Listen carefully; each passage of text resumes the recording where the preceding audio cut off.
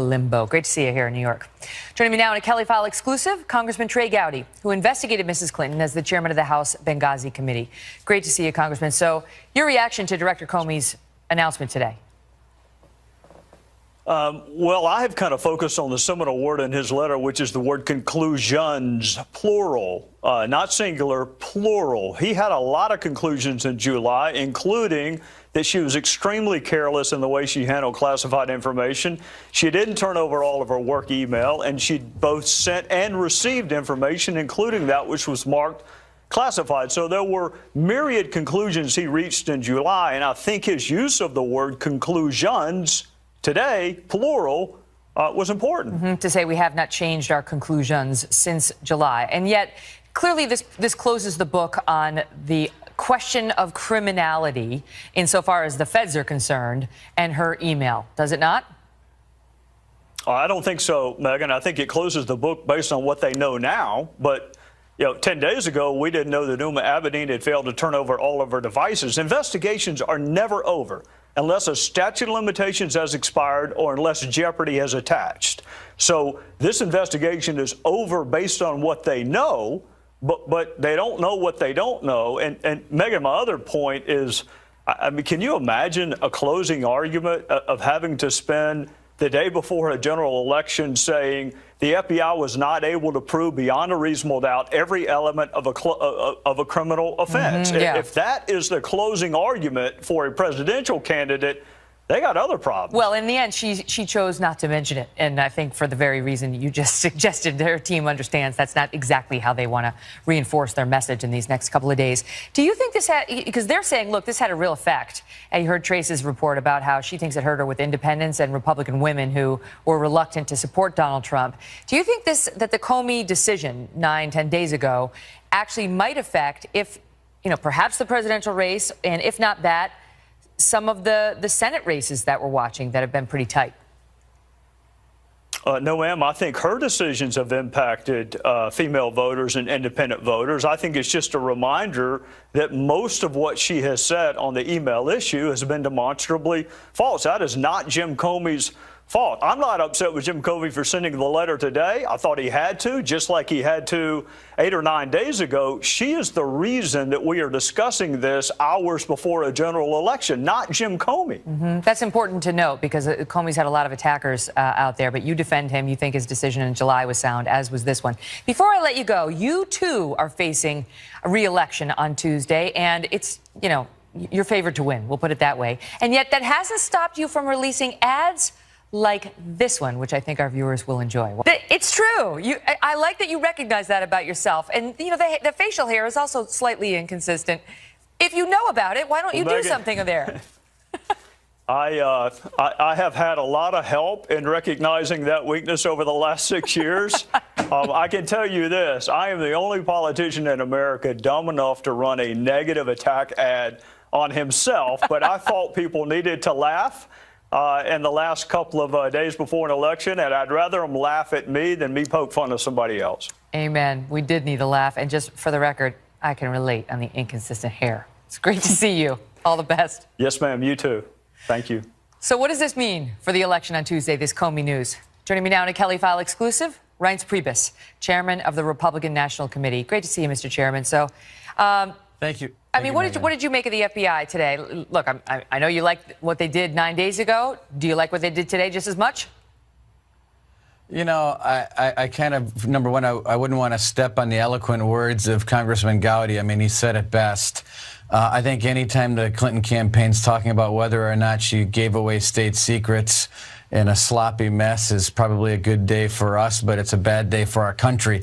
And I also agree, even before Trey laid it out so nicely, but there's nothing that says this thing is over. And in fact, there's going to be more emails. I mean, it's over in regard to this new trove of emails, but there will be more. And so the point is, can she be trusted?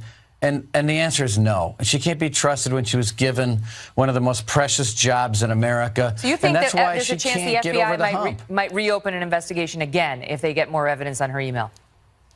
Well, yeah, I think Congressman Gowdy laid it out. I mean, it's the truth. If they find another, I don't know how many BlackBerries she had. If they find another BlackBerry, if they find another computer, okay. if they have other documents, they're going to review them, and there'll be another letter back to this committee from Comey saying, guess what? We found this. Let's shift gears now. We're going to restart. Because now we're a day and a half out from the voting starting. I mean, the day of voting starting.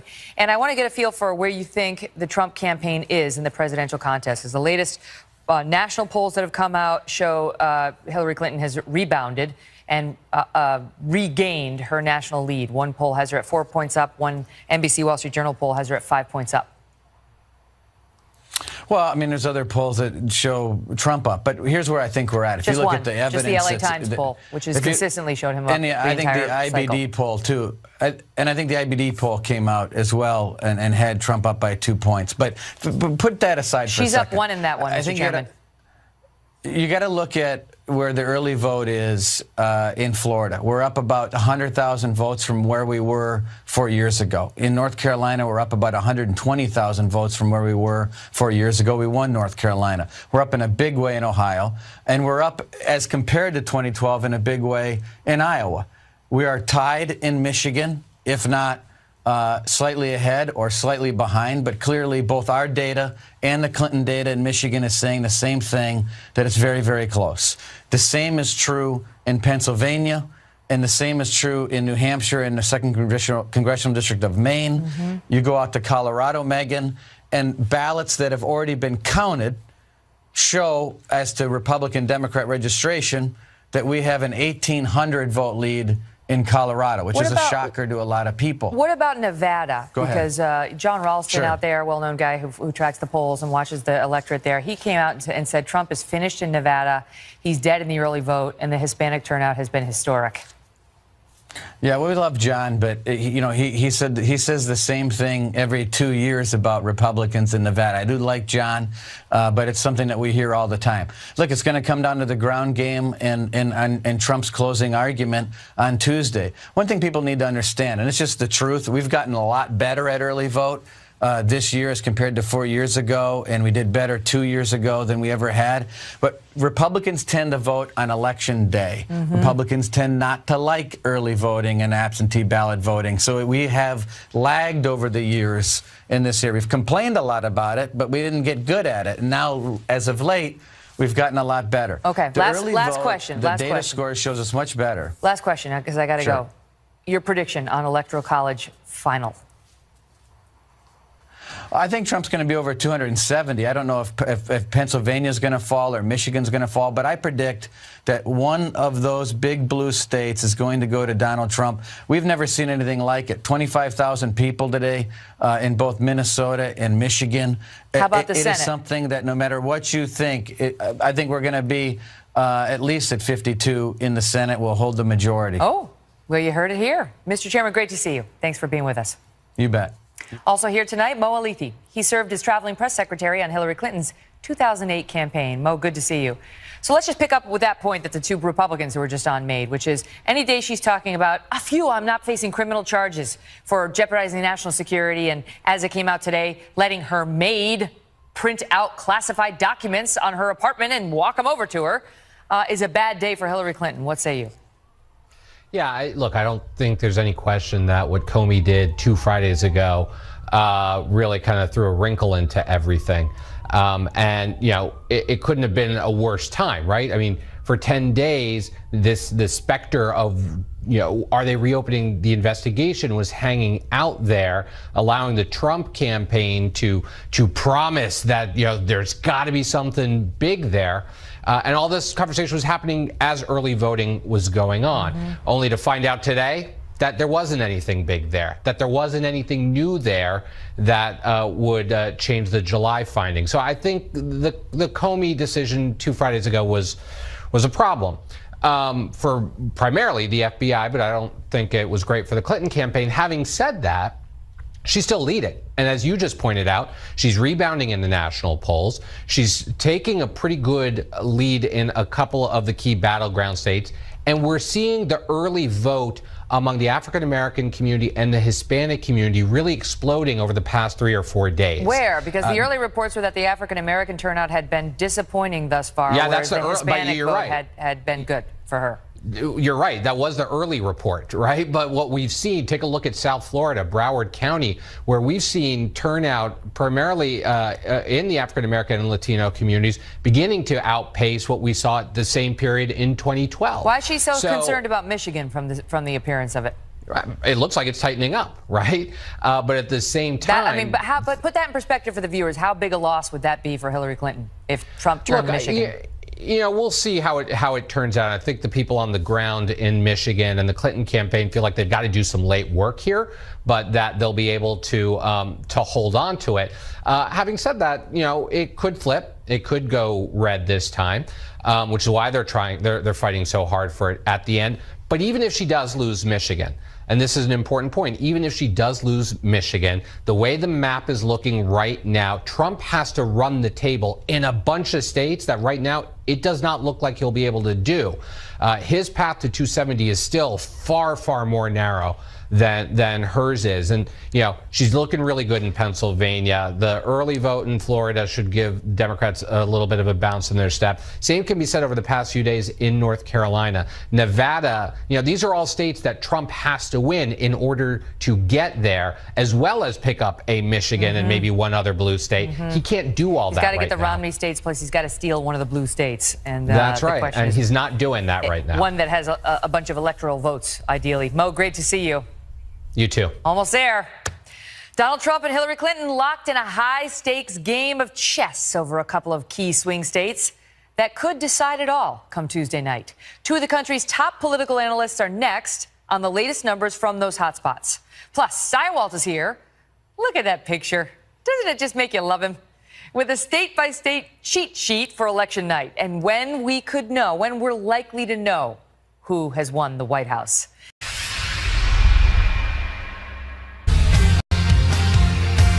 Just 2 days until we are sitting on this very set reading you results as they come in. Can you believe it? And Donald Trump and Hillary Clinton are trying to close the deal with campaign stops that no one saw coming this late in the game. Tomorrow, Trump travels to Michigan and Pennsylvania. The choice turning heads because Mrs. Clinton is polling comfortably ahead in those states. But Clinton is also campaigning there, showing her team also realizes how important it is to block Trump. Politico noting in a column over the weekend that along with victories in North Carolina, Florida, and Ohio, two paths to victory for the New York businessman must include winning either Pennsylvania or Michigan. We've got Rick Leventhal live in Pennsylvania tonight, but we begin with our chief political correspondent, campaign Carl Cameron, live in Sterling Heights, Michigan. Carl? Hi, Megan. Well, just as Mitt Romney's electoral college map in 2012 has to be matched by Donald Trump, and he has to get some blue states. If Barack Obama's 2012 results are what Hillary gets, she wins. The Trump campaign is painfully aware of that, and today, every single state that he was in, including where he woke up and where he will go to bed, is a blue state won by Barack Obama. He was in Colorado last night, so that's where he got up this morning. And today, he's visited Iowa, Minnesota, Michigan. He's on his way to Pittsburgh in Pennsylvania now, and then there'll be another rally after that in Virginia. All of them states won by Barack Obama. Why is he going to these places as opposed to nailing down North Carolina, a red state he has to defend, or Ohio, a red state he has to defend? Because he desperately needs to find those blue states that he can actually pull off a victory in. Pennsylvania's been a little bit rough. Florida is still a tie. But the Trump campaign believes they've got what they refer to as an undervote swelling. Not registered in the polls, not recognized by the media, but the great silent majority is how Trump has described it already, that those people are beginning to show up at the rallies, that the momentum continues to grow, and that the media and the opposition just don't see how enthusiastic the Trump supporters are as compared to the Clinton folks. It was a huge rally tonight in Detroit. The event had seating for 8,000, and then there was an amphitheater lawn in the back, and it was packed, so that's 15,000 plus. The Trump campaign says that that's about what they had in their earlier events today, and they expect that same sort of turnout to happen in Pittsburgh and Virginia tonight. So Trump's field organization, his ground game, has often been compared as something lesser than what the Clinton campaign has. But what they think they do have is momentum and that undervote that they think is beginning to bubble over, and they hope will take them right over the top on Tuesday. Megyn? Carl, thank you. Joining me now, co-founder and publisher of Real Clear Politics, Tom Bevan, and Republican pollster and Washington Examiner columnist, Kristen Soltis Anderson. Great to see you both. So let's just talk about Pennsylvania first and whether that is a pipe dream for him, because that is the easiest course for him, Tom. If he can shore up Florida, win Ohio, which he's favored to do, pull out a victory in North Carolina, then add to that Pennsylvania, then he likely has it, right? He would definitely have it if he won those states and he picked up Pennsylvania. And this is a state, excuse me, that Republicans every 4 years, they think they've got a shot in Pennsylvania. It never pans out. Although if there was the potential for Republicans to win it this year, it might be Donald Trump. And the way that these candidates are really slicing the electorate in really sort of deep, different ways, with Trump running well, extremely well among working class white voters, men in particular. That's assuming that Trump holds all the states that Romney got, including Utah, Georgia, and Arizona, where he has some vulnerability, but those numbers too have been looking better for him. Kristen, all right, so Pennsylvania, first of all, just quickly, does he have a realistic shot there? I don't think it's particularly realistic. I think if you look, Pennsylvania is perhaps demographically one of those states where you've got a lot of these working class voters in the middle of the state, very, very ripe Trump territory. But because of his struggles with college educated voters, suburban women, that's the folks that are going to decide this. They're living in those counties right around Philadelphia, and they're going to make it much harder for You're them. not feeling it. Okay, so let's say Trump has 253 electoral votes. He's got Ohio, he's got Florida, he's got North Carolina. He needs to find the extra 17. So Pennsylvania is lost in this imagined scenario. So now he's looking over at Michigan. He gets Iowa, which he's favored to win in right now. Even the Clinton camp admits he's ahead in Iowa, which is 6. Now he's looking over to the beautiful state of Michigan, which we were just discussing. And Michigan has 16 electoral votes. So that could do it. I mean, 6 plus 16, that'd do it, Kristen. It certainly could do it. And the fact that the Clinton campaign is also there trying to have a presence in Michigan at all suggests to me maybe this isn't just a Trump campaign head fake. And they're bringing everyone, Hillary, Bill, Michelle, Barack, our first lady and our president, all going to Michigan tomorrow. Yeah, where a candidate spends their time, I think, sends a really interesting signal about what they're seeing internally in terms of their strategy. And look, a state like Nevada was one that originally was in the mix as a must-win for Trump. I looked at an analysis this morning that showed how each county across the country is going to perform relative to 2012. There's a big blue stripe across the Sun Belt. Places like Nevada, they're just going to be more Democratic than they were 4 years ago. But that upper Midwest, that Rust Belt area looked red. It looks as though there's a chance Republicans do better. Michigan's a state where you have a Republican governor. I still think it's very likely that it's a Clinton state. But it's interesting to me that this isn't just the Trump campaign saying it's in play if the Clinton folks are actually showing up on the ground. I want to correct myself. All those heavy hitters are going to Philadelphia. So it's those two states that are coming most in focus, Pennsylvania and Michigan. So, Tom, do you think that they're adequately, allocating their resources? Because we heard Campaign Carl tell us that Trump's also going to Colorado. He's going to Minnesota. He's going to Virginia. Does he have a realistic shot in those states? Well, I think the reason they're focused on Michigan and Pennsylvania, 2 reasons. Number one, there's no early voting in both those states. And given where the Clinton folks had early voting, sort of disappointing results in Florida and North Carolina, they want to make sure that they are energizing African-American voters in Detroit and Philly. The other thing that these 2 states have in common, they don't have a lot of Latino, Hispanic voters, which is what has been propelling Clinton in Nevada and some of these other places. And so you put those 2 things together, and Clinton is running about 5 points behind where Barack Obama was running in Michigan in 2012. She's about 2 points behind where he was in Pennsylvania at the same point in time. And that's why you have both campaigns focused on these 2 states here in the final 48 hours. Wow. And no early voting, so it all comes down to Tuesday. Great to see you both. Thank you. Thank you. We'll find out when Dana Perino, Tucker Carlson, and Julie Roginski join us next. Quick break. Don't go away. Breaking tonight, a dark new picture of the mood of the American people just days before they go to the polls. A new CBS News New York Times poll showing 82% of the electorate saying the 2016 campaign has made them more disgusted with the American political system. 82% are feeling disgusted. Dana Perino is a former White House press secretary for President George W. Bush and co-host of The Five. Julie Roginski is a Fox News contributor and a Democratic analyst. Tucker Carlson's editor-in-chief of the Daily Caller and the newly announced anchor of the 7 p.m. show. We're saying that out loud now, right? I hope so. Okay, yay! There's no turning back now. Okay, good.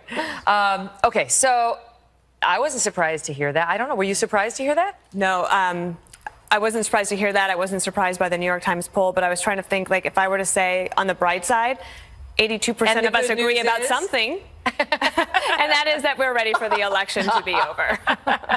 But you feel it. I have to say, you feel it on the streets. You feel it at the cocktail parties. You feel it in going out to dinner with friends. Just this malaise that's overcome people about this election. Wrong? Oh, yeah. And dividing not just the country, but families and friends. Yeah. And I have to say, you're such a good person to see the bright side in this. Normally, in a normal year, this would help the insurgent candidate, and it would hurt the incumbent. Hillary Clinton's, in effect, the incumbent. She's running as a third term, really, of President Obama. And so it would be a no-brainer that this kind of voter discontent would help Trump. The wild card in this is Trump himself. And you heard it in this focus group. There are people who say he's morally disqualified from running. And so it does make it much more complicated than it would normally be. But in any other year, it would not even be close. Mm-hmm. And then you have, like, by-the-minute news breaking that bums people out further, right? Like, even today, Jen Palmieri, the communications director for Hillary, came out and said, if WikiLeaks drops something else, it's like probably some whopper. It's definitely, almost certainly, like, highly likely fake.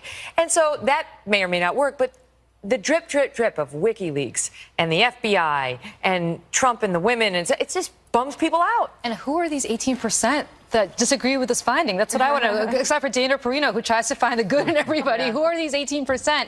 National Geographic came out with something over the summer that said this year is going to be 1 second longer than normal years.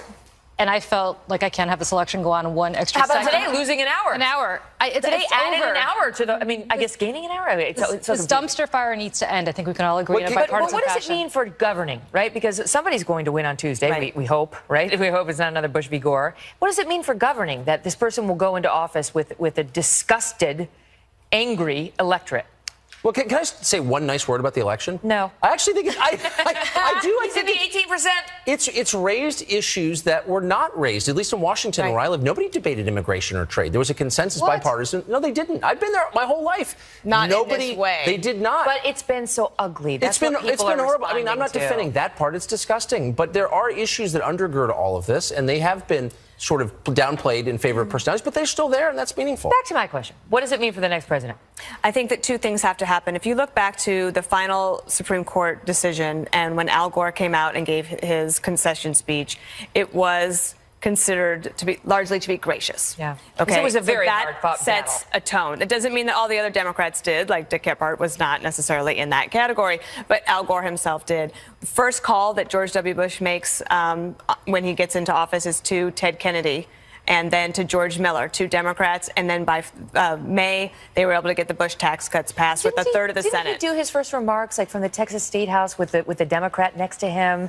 He had a pretty bipartisan world in Texas. Actually, that was not unusual. So for either of these two candidates, I think that their posture for win or lose is really important. And they wanted this opportunity. And now they have, I think, the responsibility to try to bring people together. Do you agree with that, Julie? I do, and what concerns me is that you do have a candidate who's not necessarily saying he's going to concede if this election doesn't go his way. I think that is such a threat to our democratic way of life. We're not a third world banana republic. We have elections that have consequences. You win or you lose, and if he loses, I hope he does the right thing and concedes. And his word is very powerful. I tried to get that with him in the interview that I had with him, the longer one. His word to his supporters is gospel. Yep. And so if he doesn't say, if he loses, that I lost, the chances of them accepting it, you tell me. No question. They're not going to. A lot of them won't. And I think that's very damaging to our democracy. Again, I implore the people that follow him to understand that in case it doesn't go well for them on Tuesday night, it may or it may not, but if it doesn't go well for them on Tuesday night, they have to accept the fact, as I hope a lot of Democrats, including me, did when it didn't go our way in 2000, we have one president at a time. If he doesn't get elected, she'll be president. You cannot delegitimize her election. Well, what about, go ahead, Tucker. If you care about people buying into the system, and we should, because that's a prerequisite for democracy, you need, as a first principle, to safeguard the integrity of the democracy. Like, what's the lesson? The lesson is, if there's flakiness in our electoral system, we ought to fix it. We ought to make certain. I mean, a kid in my neighborhood who's 16, in my daughter's class, just got a voter ID card from the District of Columbia tonight. So I'm not saying that's like in every town in America. I'm just saying that's unacceptable. And if you want to reassure people it's on the level, make sure it is. What do you think Trump will do if he doesn't prevail? Because there have been so many reports that he might really be looking to launch a TV channel or do something with his, fervid support, that he has from so many people. So if that's true, does it benefit him to come out and say, I lost, let's support her? Or does it benefit him to come out with the rigged, the system, drain the swamp? What do you think? Well, I don't think he's giving himself enough credit for doing what Tucker was talking about, which is exposing some very real policy problems that we have in the country, especially for the white working class. Joe Biden will say that the Democrats have forgotten them. They will say that the Republicans have forgotten them too. They look to Donald Trump and say, there at least is somebody who is listening to us. On a campaign stop today, he said, if I don't win, then the movement ends right there. I don't think that that is true. I think that what he has done is actually quite powerful, exposing a lot of problems that both parties, no matter what side you're on, are going to have to deal with. And he'll find a way to harness that energy. Last question, Julie. If she loses, we expect her to come out and concede. She's definitely going to run again every 4 years until she dies, right? I think is this your get out the vote message for Democrats to say that you better get her in now, or else people are going to see her run again. No, I don't either. No. It's a powerful threat, though. It is a great threat. Vote for her, or else you're going to be living with this for the next 30 to 40 years. Great to see you all. Thanks, Megan. Still ahead, Steyerwalt is here with his state-by-state cheat sheet for election night, and when we could know who wins the White House. Welcome back, everybody, to our special Sunday night live edition of the Kelly File in advance of Election Day. Live here in our new election studio, where we have dozens of high-tech tools, look at this, to help keep you better informed more quickly on Tuesday night. It's overwhelming, isn't it? Look at that. The circle of doom above us. It's a little scary looking up there. We've got new data, and we've got new data actually coming in right now on early voting from several key states. First, Florida and Nevada, where there's been an uptick in the number of Hispanics who are turning out to vote early in this election. That is expected to benefit Hillary Clinton. While in North Carolina, turnout for African-American voters is down by almost 70,000 from 2012, which is expected to hurt Donald Trump. Joining me now, Katrina Pearson, Trump campaign national spokesperson, and Crystal Ball, a senior fellow with the New Leaders Council. Great to see you both. Great to see you, Megan. So there's a little bit of good news in there and bad news for both campaigns, and the question is who benefits more on the net, because if Hillary's trying to assemble the Obama coalition, Katrina, she needs African-American voters. Well, she does, but even in these early voting numbers, white voters are up, Asian voters are up, and brand new voters are up, and all that does well for Mr. Trump. And Hillary Clinton is struggling with black voters. I mean, she had to bring out Jay-Z and Beyonce, for crying out loud, and still didn't get a crowd bigger than some of these Trump rallies we're seeing today. But I also think that this is not so organic as the Clinton campaign would like. We do know since 2009, this administration has been using tax dollars to go out there and fund these programs to get illegal aliens registered to vote. We just heard Obama in an interview that was reported on Fox News encouraging illegal aliens to vote, and I think that is contributing to some of those numbers. Okay, not sure about that, but I'll give it to Crystal to talk about the Hispanic votes, because what we're hearing is it's skyrocketing, that the Hispanic vote may be a huge story on Tuesday night. The Hispanic